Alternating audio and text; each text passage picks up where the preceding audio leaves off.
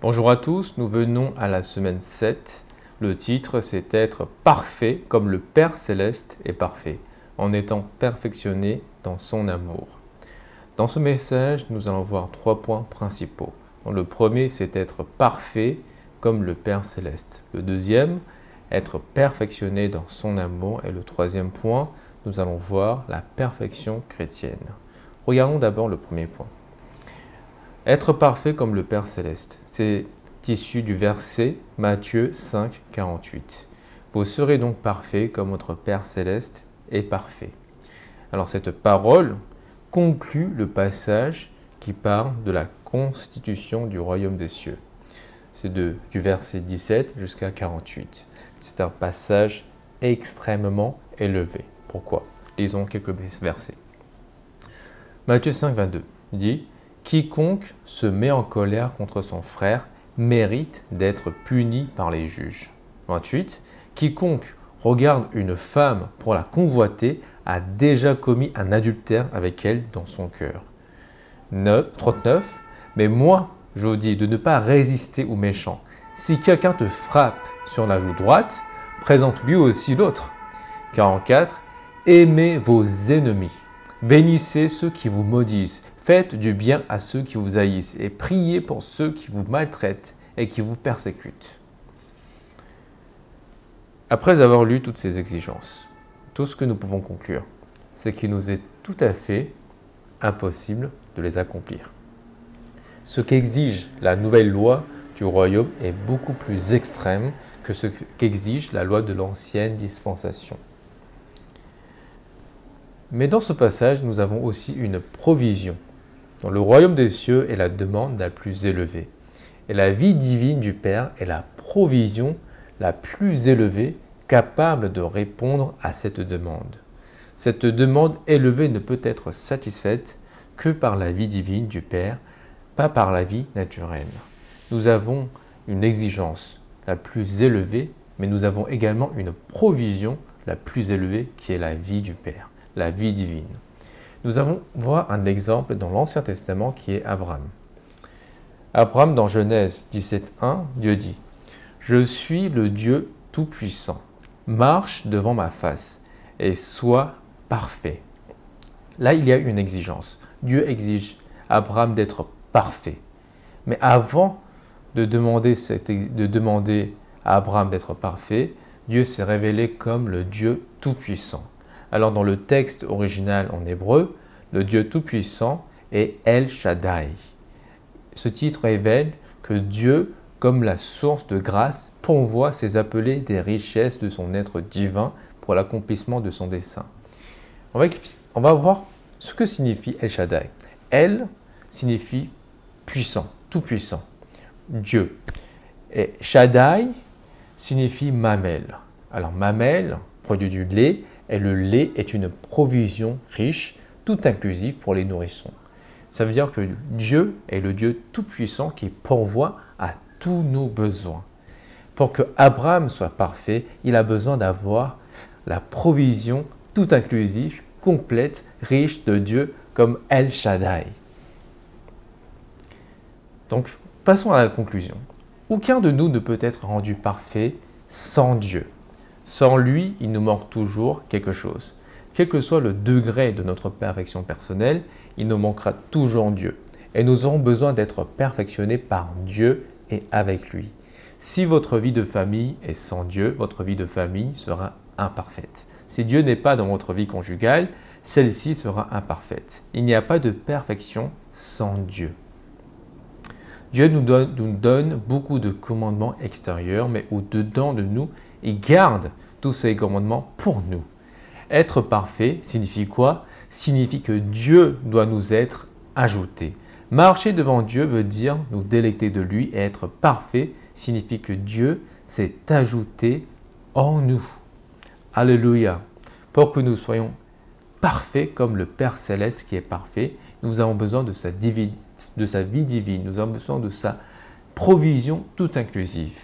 Lui, il va garder tous ses commandements. Lui, il va vivre une vie parfaite au travers de nous. Notre expérience. Alors, en termes pratiques, Être parfait signifie que nous ne dépendons pas de la force de la chair, mais que nous faisons confiance au Dieu Tout-Puissant qui suffit totalement pour notre vie et notre travail. Nous ne devrions pas compter sur l'exercice de notre moi naturel ou sur l'énergie de notre chair, mais toujours faire confiance dans le Dieu qui suffit complètement à tout égard. Alléluia! Nous ne devons pas faire confiance en notre chair, mais faisons toute notre confiance en Dieu qui suffit en tout. Alléluia! Deuxième point, perfectionner dans son amour. Dire que les citoyens du royaume sont parfaits comme leur Père céleste est parfait signifie qu'ils sont parfaits dans son amour, parce que l'amour est la nature de l'essence de Dieu. Là, nous allons voir trois sections des versets de 1 Jean. 1 Jean 2,5 dit « Mais quiconque garde sa parole, l'amour de Dieu a véritablement été perfectionné en lui. » Ensuite, 4,12 « Si nous nous aimons les uns les autres, Dieu demeure en nous et son amour est perfectionné en nous. » Ensuite, de versets 17 à 18 dit « C'est en cela que l'amour a été perfectionné en nous, parce que tel il est lui-même, tel nous sommes aussi dans le monde. Mais l'amour parfait chasse la crainte. Celui qui craint n'a pas été perfectionné dans l'amour. » Alors c'est très intéressant dans ces trois sections de versets.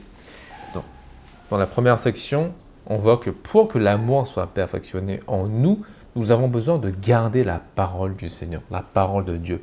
Parce que la parole de Dieu est une parole vivante et une parole remplie de vie, remplie de provision. Lorsque nous gardons la parole, nous sommes aussi approvisionnés par les richesses, par l'essence divine à travers la parole du Seigneur. Lorsque nous gardons sa parole, nous sommes approvisionnés de son essence divine et nous pouvons être perfectionnés dans son amour, dans l'amour de Dieu. Ensuite, dans versets 4-12, il nous montre que nous avons besoin aussi de nous aimer les uns les autres pour que l'amour soit perfectionné en nous. Du côté de Dieu, l'amour est déjà parfait. Mais dans notre expérience, son amour doit être manifesté, être complété, être perfectionné. Par quel moyen? Par notre amour envers les uns et les autres. Ensuite, dans le dernier passage, nous voyons le résultat de notre expérience de l'amour de Dieu. Le résultat, c'est que nous devenons amour. Pourquoi on peut dire ça? Parce que dans le verset 12, on voit que c'est l'amour l'amour de Dieu qui est perfectionné en nous. Et ensuite, au verset 18, on voit que c'est nous qui sommes perfectionnés dans l'amour. En effet, nous et l'amour de Dieu ne font qu'un. Nous sommes mélangés. Nous devenons amour, amour devenons nous. Dans ces trois passages, nous avons deux conditions pour être perfectionnés par l'amour de Dieu. Premièrement, nous avons besoin de garder la parole du Seigneur. Deuxièmement, nous avons besoin de nous aimer habituellement les uns les autres par le Seigneur. Et le résultat, c'est que nous devenons amour, l'amour devenons nous, nous devenons Dieu, Dieu devenons nous. Parce que l'amour, c'est Dieu lui-même. Là, nous allons passer à la troisième section, la perfection chrétienne. La véritable perfection chrétienne qu'enseigne le Nouveau Testament suit l'économie de Dieu. On peut dire que la véritable perfection chrétienne est une chose tout à fait liée à l'économie de Dieu. Lorsqu'on parle de l'économie de Dieu, on peut la résumer en deux mots-clés, dispensation et édification. Regardons cela. Concernant la dispensation, dans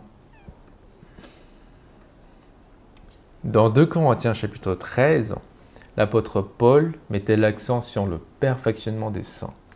2:13-11 dit « Au reste, frères, réjouissez-vous, soyez perfectionnés. » Comment peut-il être perfectionné? 2 Corinthiens 13-14. L'apôtre Paul dit que la grâce du Seigneur Jésus-Christ, l'amour de Dieu et la communion du Saint-Esprit soient avec vous tous. En effet, la perfection chrétienne est le résultat de notre dispensation de Dieu. Pour que nous soyons perfectionnés, nous avons besoin de nous réjouir de Christ comme vie et nous réjouir du Dieu trinitaire. Et ainsi, nous pouvons recevoir sa dispensation divine. À travers cette dispensation, nous pouvons mener une vie chrétienne parfaite. Nous pouvons être perfectionnés. Et le but de notre perfectionnement, selon Éphésiens 4,12, c'est édifier le corps de Christ. Donc une telle perfection chrétienne est le résultat produit par le Dieu trinitaire, passé par un processus et parachevé qui se dispense dans les croyants, les hommes-dieux. Le passage de 2 Corinthiens 13 a été écrit pour encourager les croyants à être perfectionnés par l'expérience de Christ comme vie et la réjouissance du Dieu trinitaire. Donc ça, c'est la partie dispensation. Et cette sorte de perfection chrétienne est nécessaire pour l'édification du corps de Christ. Et ce message est très particulier parce que ce message se termine avec l'épître de Pierre. Et on peut dire, quel est le rapport entre la perfection chrétienne et l'épître de Pierre? Quel est le rapport entre l'amour parfait et l'épître de Pierre? Alors, dans l'épître de Pierre, nous avons saisi 3 points clés dans ce message. Premièrement, c'est que cet épître nous révèle que nous sommes des participants de la nature divine.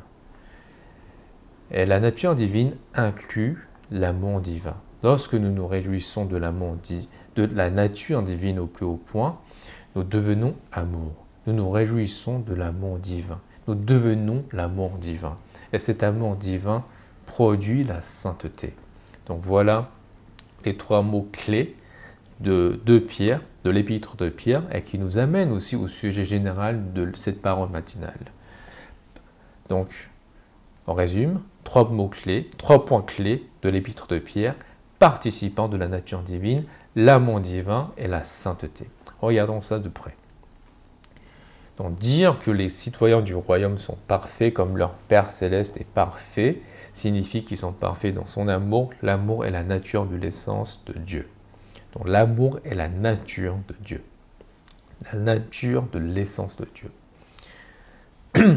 Donc selon 2 Pierre 1,4, nous sommes des participants de la nature divine. Au moyen des précieuses et très grandes promesses que Dieu a données, nous les croyants en Christ sommes devenus participants de sa nature divine dans une union organique avec lui. Participer à la nature divine signifie se réjouir de ce que Dieu est. Donc, lorsque nous nous réjouissons de la nature divine, nous nous réjouissons principalement de Dieu comme l'esprit, l'amour et la lumière, parce que ce sont les 3 principaux composants de la nature divine.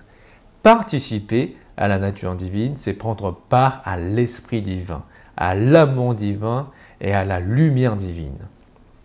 Donc, quand vous prenez part à la nature divine, au plus haut point, vous êtes rempli de Dieu en tant qu'amour.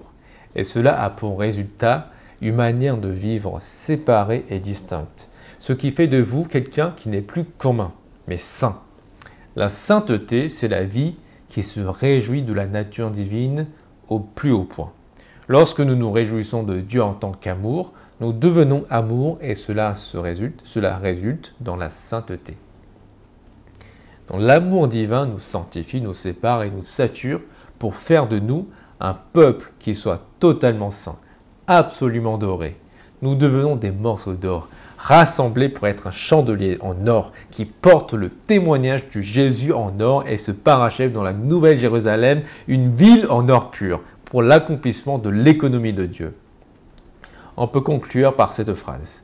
La véritable perfection chrétienne qu'enseigne le Nouveau Testament suit l'économie néo-testamentaire de Dieu, selon laquelle Dieu voulut devenir un homme pour que beaucoup d'hommes puissent devenir les hommes-dieux qui produisent le corps de Christ, qui se parachèvera dans la Nouvelle Jérusalem comme le but ultime de Dieu.